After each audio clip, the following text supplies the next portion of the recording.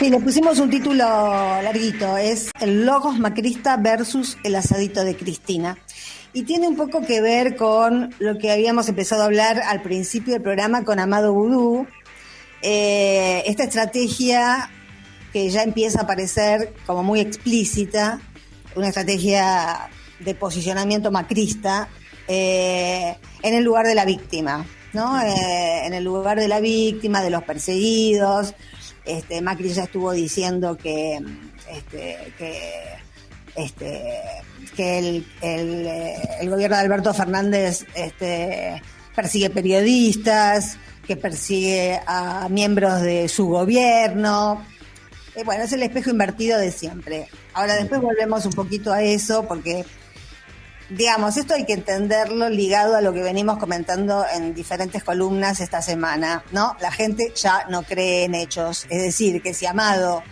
está clarísimo que no pidió, nunca estuvo en sus planes, no le otorgaron ningún departamento, y aunque esté clarísimo, a la gente que lee esa noticia no le importa si es verdad o si es mentira. Necesita ese dato para seguir odiando lo que el macrismo necesita que la gente odie.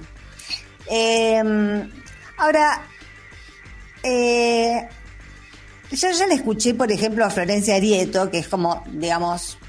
cuarta línea, ponerle quinta línea, copiar a Díaz Ayuso y decir, yo creo que para la próxima campaña el tema es libertad o comunismo, O sea, repitiendo exactamente lo mismo. Lo van a tener que adaptar, lo de libertad o comunismo, pero va a ir yo creo que va a ir por esa senda la opción que le van a tirar a la gente hacia las elecciones de octubre en la campaña que ya empezaron con la pandemia. Pero me parece que va a ir variando. A mí me parece más verosímil que tomen el rumbo de libertad o chavismo, o libertad o populismo, es decir, que tomen una palabra un poco más latinoamericana, sobre lo que me parecía que estaba interesante llamar la atención. Es que no creo, a lo mejor me equivoco, pero yo no creo, lo han criticado al peronismo, pero no creo que adopten como línea de campaña libertad o peronismo.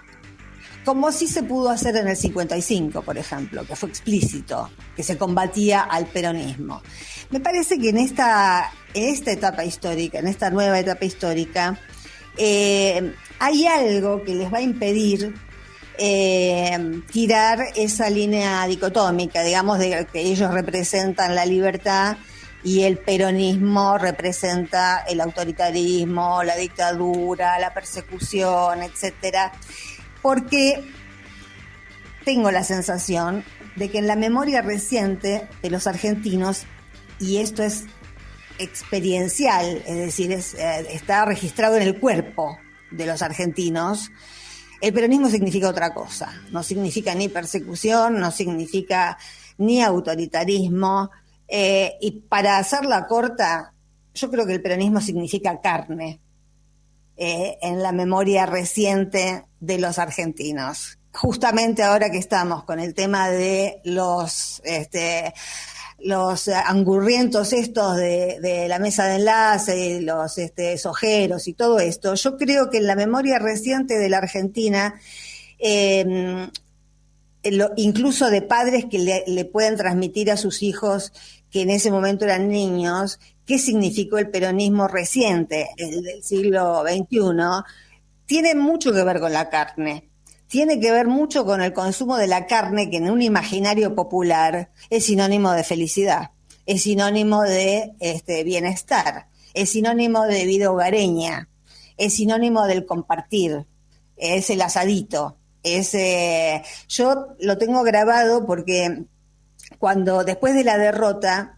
y hasta que asumió Macri, yo justo fue ahí que me sumé a las redes sociales. Hasta ese momento yo no interactuaba en Facebook ni nada de eso y tenía miles de solicitudes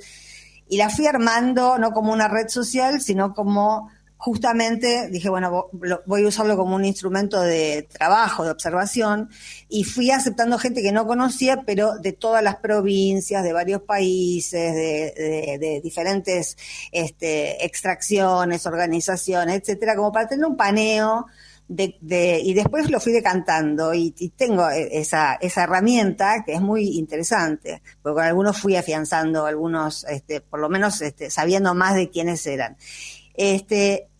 En ese interreño, cuando había perdido Scioli, hasta que asumió Macri, fue,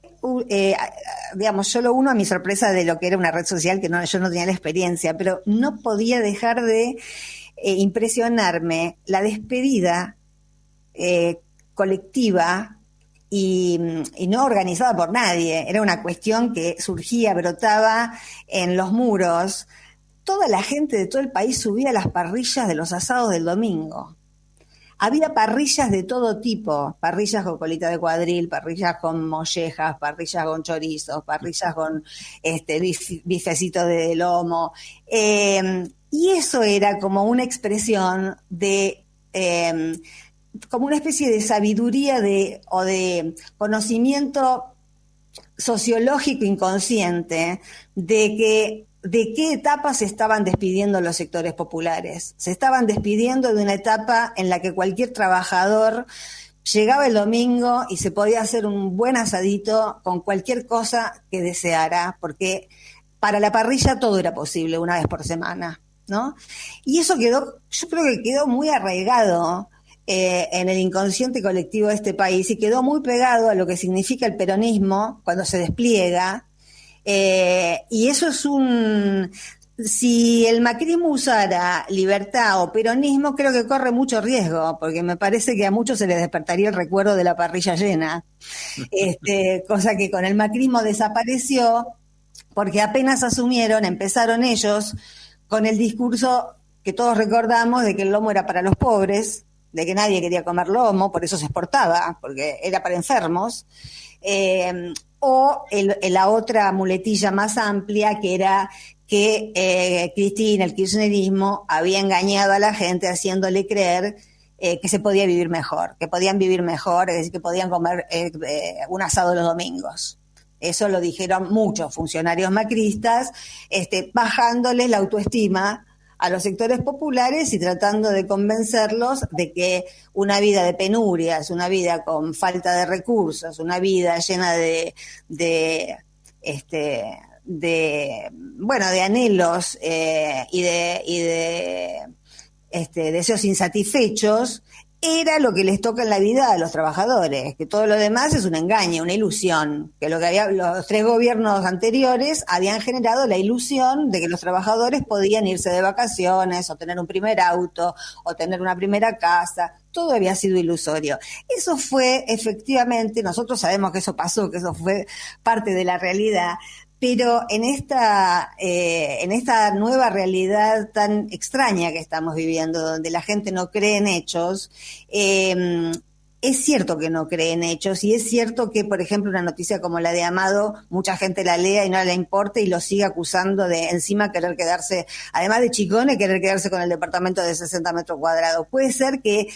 ahí patine, pero en el tema de la memoria colectiva, ya la cosa se pone un poco más compleja. Y yo no creo que el macrismo corra el riesgo de que se despierte ese recuerdo de que no hace mucho millones de personas vivían mucho mejor.